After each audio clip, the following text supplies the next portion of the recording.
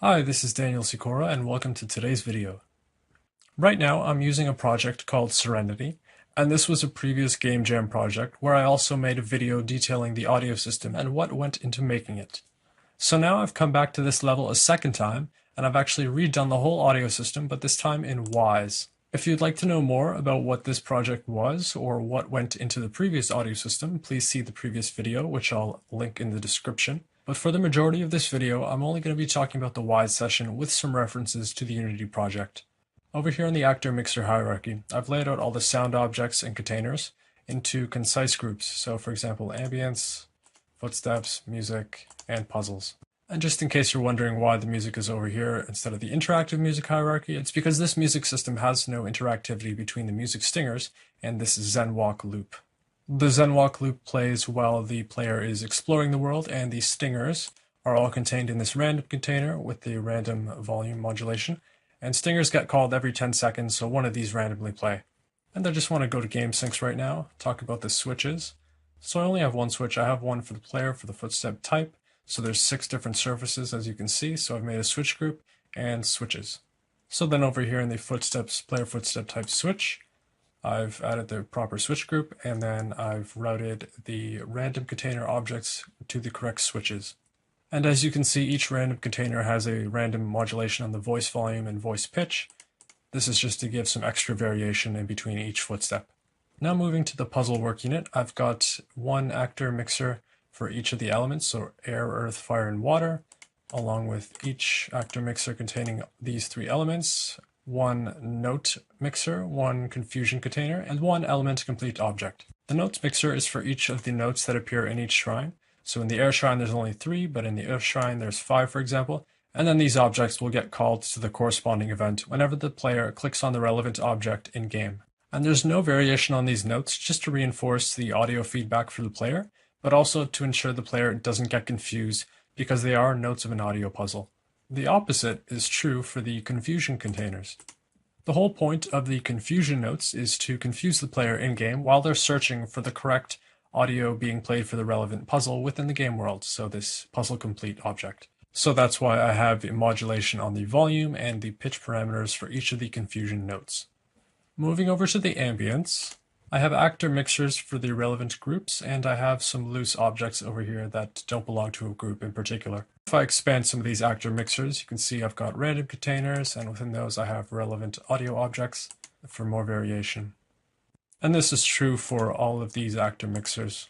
And again, I have modulation on the voice and the pitch parameters wherever appropriate. Additionally, I also have attenuation on most of these objects. So if I go over here to my share sets, I can take a look at the attenuations. And if I open some of these up, for example, you can see I've got the output bus volume and a max distance, and I also have the low pass filter on some of the objects. For the waterfall in particular, I have the voice volume, I have the low pass, and I also have spread. I'm using the distance parameter to modulate the spread for this object in particular, the waterfall, and I'm using this to create a more believable sense of the audio image for the waterfall.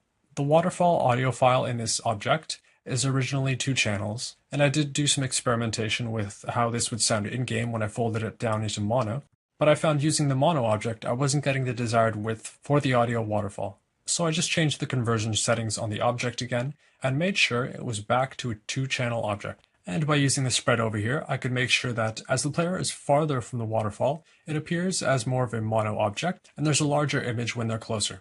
Moving on to the events now. Again, I have a similar organization structure, and almost all of these events are just set up to play their relevant object. Over here in the Play Serenity Final Music event, I've got some additional actions, as you can see.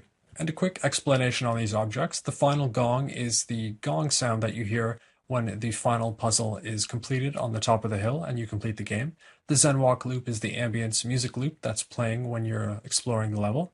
Music stingers are the stingers that happen on top of the loop. The sound effects, this refers to the audio bus that the sound effects are routed through. And this final music that's set to play, and that's going to play when the final gong sound completes and the game is over. And some of these actions have appropriate fade out times just to make the transition smoother.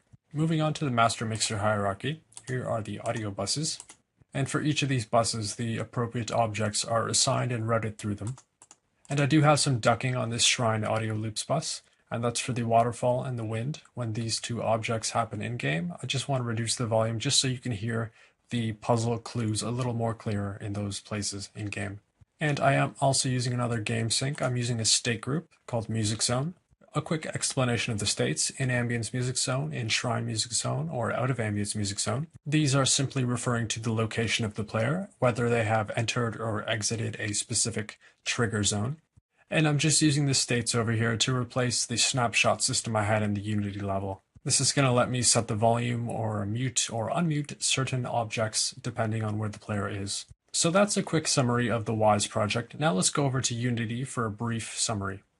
So for each of the background objects, what I had in Unity, I originally had an audio source, I had the low pass filter for the attenuation, and then I just had this random audio emitter script where I could define an array of the audio sources. I could define the emitter source. The min time and the max time was so I could define how often a particular audio event would play. So this bird, for example, between every 2 and 10 seconds, you would hear another bird call. I kept the same system in mind. So for this Wwise script, all I did was make sure I have the correct AK Sound Engine post event call. And for the event name, I changed it to a string ref ID, which could be accessed publicly through Unity's inspector. So I could just type in the name of the correct event for the object in Wwise, and I could have whatever event I wanted to be played through this script. The multiple random emitter script was the exact same procedure for the Wwise variation. I just added a ref ID so I could expose the event name over here. For these elements, I just kept them as is, so the script randomly selects one of these game objects, and then this event is going to be played through that specific object.